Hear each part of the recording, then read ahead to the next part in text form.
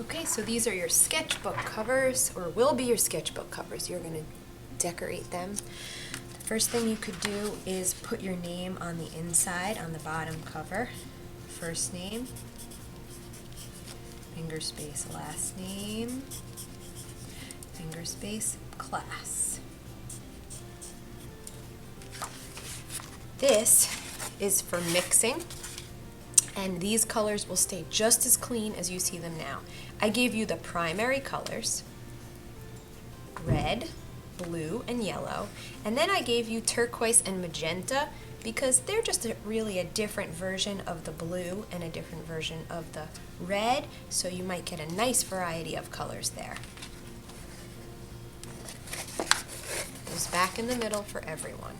So I would like to make a rainbow, so I'm going to start out with my red, and just so you can see, I take a dip of it. I do not get paint on this part here. This is the danger zone. We want to keep this metal part nice and clean.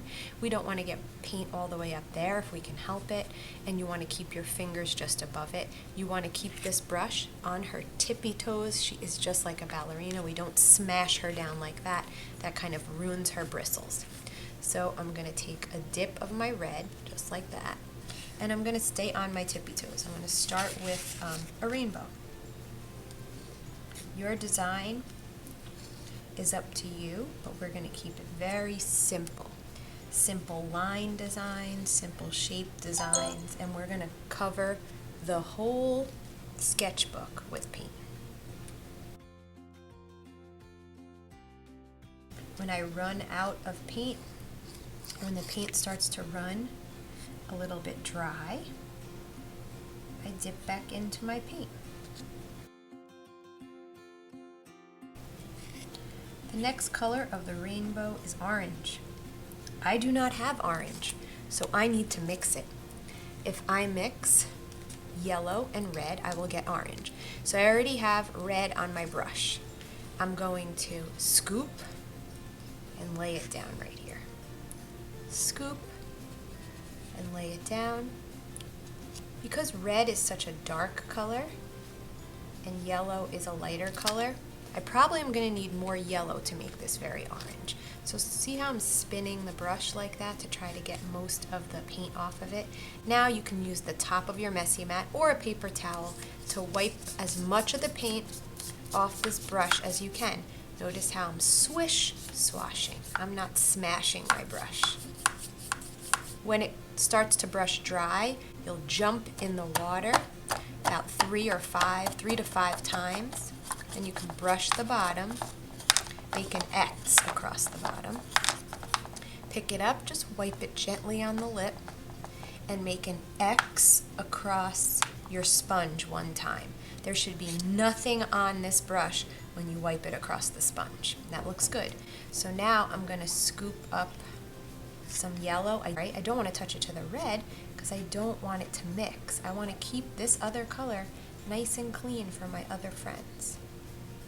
You don't want to mix this too close to the edge either. I'm going to try to mix them into the center and mix in a circle. So the color's changing a little bit, but I think I had too much red. So I'm going to wipe this off and I'm going to get more yellow.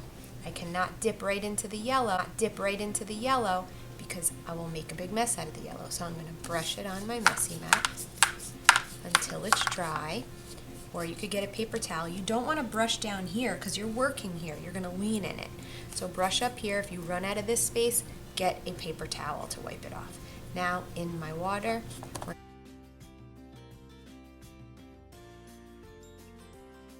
and an X on my sponge. 2 X's. There we go. Now, more yellow.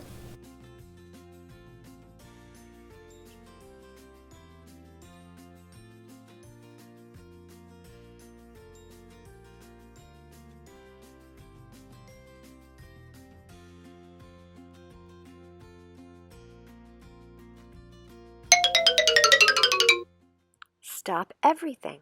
I found a better way to scoop out the paint. Instead of using our brush to scoop out the paint, we're going to take popsicle sticks. 1 popsicle stick goes in each color. so the yellow popsicle stick sticks with the yellow cup. Make sure you put a popsicle stick in each color if there isn't one already. When you mix the colors, you do not want to touch that popsicle stick to the other color. You want to keep your color as clean as possible. Now to mix, we use our brush. And then follow the same brush routine. So when we're switching our color, we wipe it off and move to another color. Just use the popsicle sticks to scoop out your colors and mix them. Now that purple I made with the regular red and blue, or the primary red and blue, was not so great. So instead, I'm trying the magenta and turquoise. Let's see what that looks like.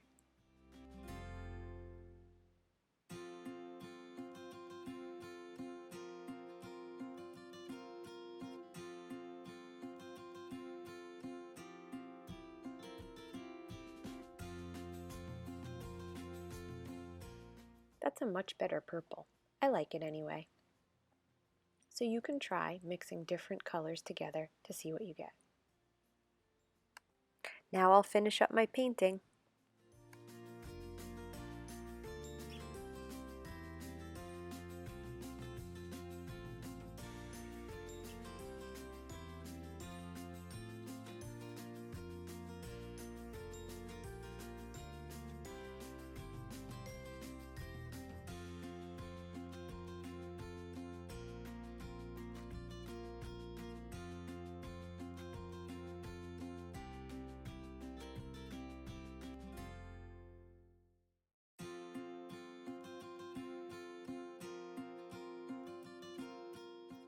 Whether you're done or not done, when class is over, you're going to take your paper and put it on the drying rack. Pinch the sides and bring it to the drying rack. Then come back to clean up the rest of your stuff.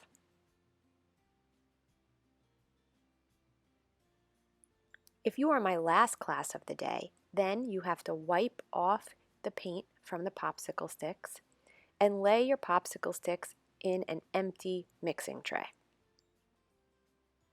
You'll put all the paint cups back into the container, and probably this container will have a lid and you will close it. It won't be one of these cardboard trays. Now you will clean up your space. Take your whole water tray and your paintbrushes over to the cleanup area. Put your dog dish down, put your brushes back, bristles up.